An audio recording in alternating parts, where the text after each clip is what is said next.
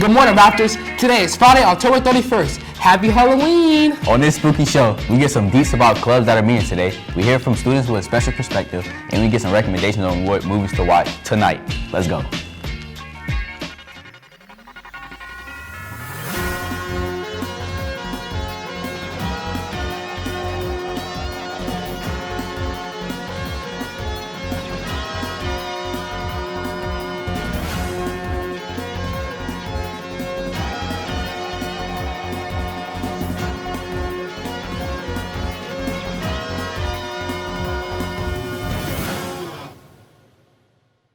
Happy Friday, Raptors, and we're back. My name is Maleak Jones. And I'm Ny'Saun Brown, and today is Halloween. Malik, what did Frankenstein use to style his hair?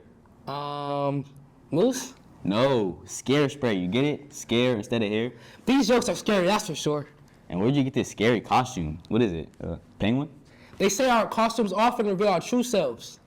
Well, you know what else also reveals my true self? Chess Club. I love to get down with all those pieces, making all those moves. And this afternoon, we all have a chance to check out the Chess Club, along with all the other clubs that Rocktown offers. Stites has a little more info about today's club and how some clubs will use this time.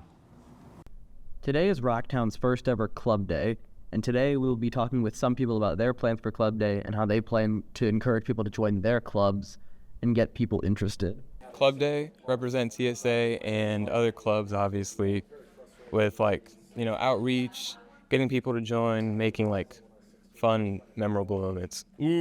I'm so excited for Club Day because I'm going to get all of the chess club kids together. We're going to learn some strategies. We're going to learn some new openings. We're going to play some games together, as well as just chill out and have a great time. Well, I hope to foster more connections with other students and hope to display leadership and just have fun.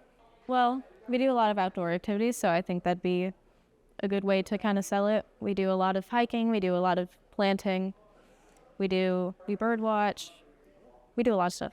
It's so fun. You just watch birds and it's so entertaining. Get more memberships, outreach, and make it seem enjoyable. If you really want to connect with other people with other passions you have, then yeah, you should join a club. Right now, we are in the middle of our chess club season, so we are playing ranked games so that we can seed ourselves for a future tournament in the spring. That's a great question. I want to get some more advertising out, just the slide on the screens and some flyers up on the bulletin boards, just so that we can spread the word about the club.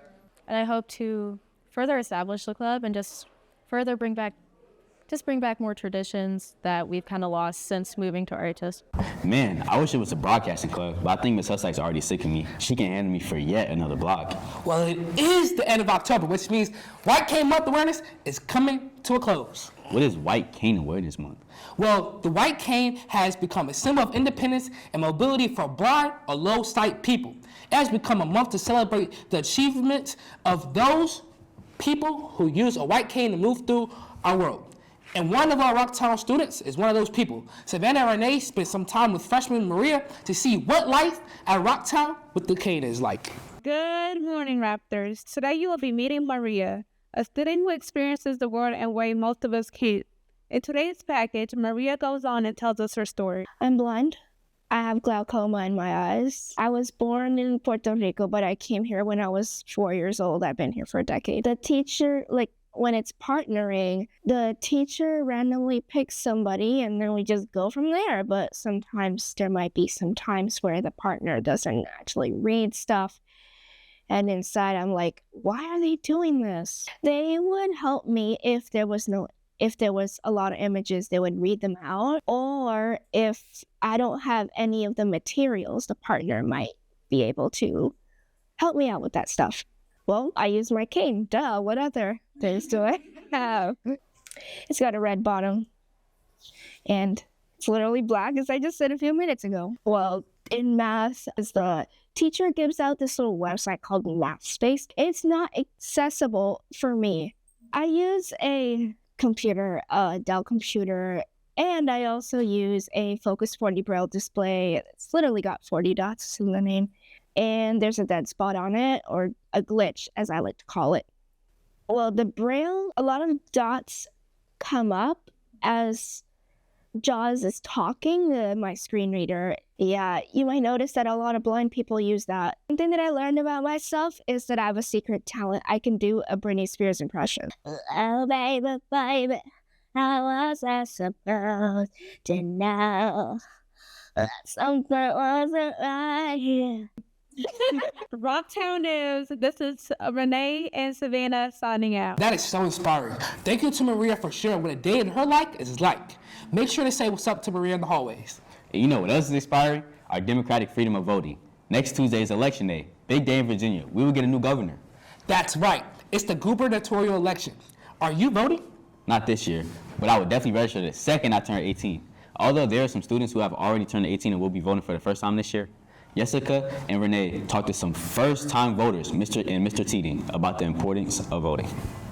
I think the vast majority of Americans are unaware of the impact of local government on their daily lives.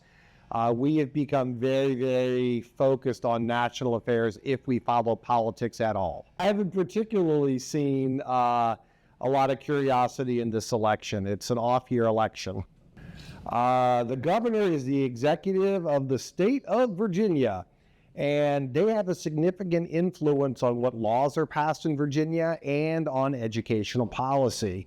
Governor Youngkin has actually changed a lot of the way we do things in our schools through executive orders to the Department of Education of Virginia. It is becoming increasingly hard to do, but I would say that there are still some media outlets that have journalistic integrity and tend to report facts rather than opinion. And while people who like partisan echo chambers tend to call them and deride them as mainstream media, the reason that the major mainstream networks are mainstream is because they are old school adherents to the idea that you shouldn't put opinion into the news.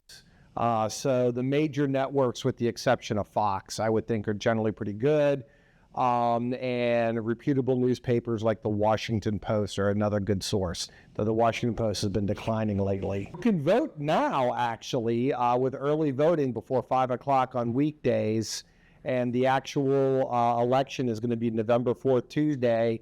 And if you do not know where your polling place is, you can look at your voter's card, or you can call the registrar's office for the city of Harrisonburg or the county of Rockingham.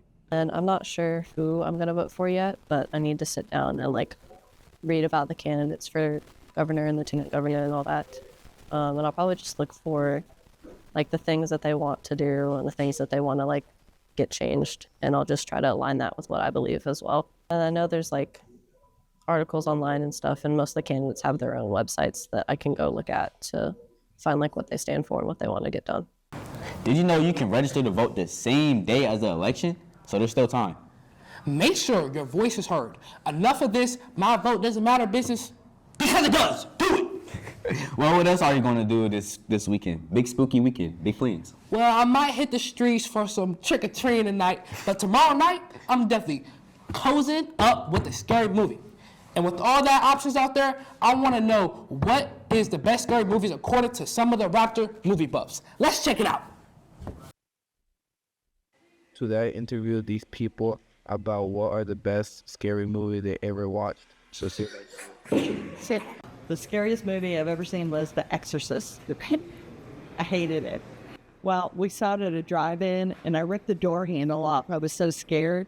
And then afterwards, the people I was with, I lived on a third-story apartment. We ran up the steps so fast we almost knocked each other out to get inside before to be the first one in. And I never saw a scary movie after that because I was so scared. Her head spins around, and that's not good. And it was just too realistic for me. A good spot. No Country for Old Men. So it's about a serial killer out in the Midwest somewhere.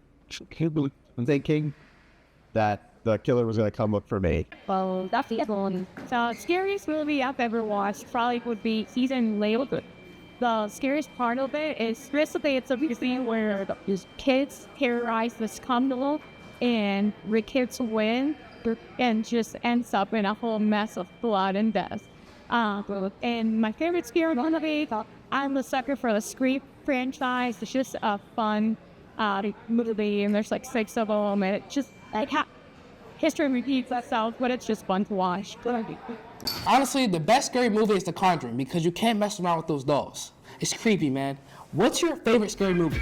I don't really watch scary movies, man. I try to stay away from those. Well, Raptors, make sure you guys are sleeping with the lights on this weekend and stay safe out there. If you go trick-or-treating, make sure you look both ways before you cross the street. Have a good club day and get involved. Peace out. This year Halloween fell on a weekend. Me and Ghetto Boys a trick-or-treat.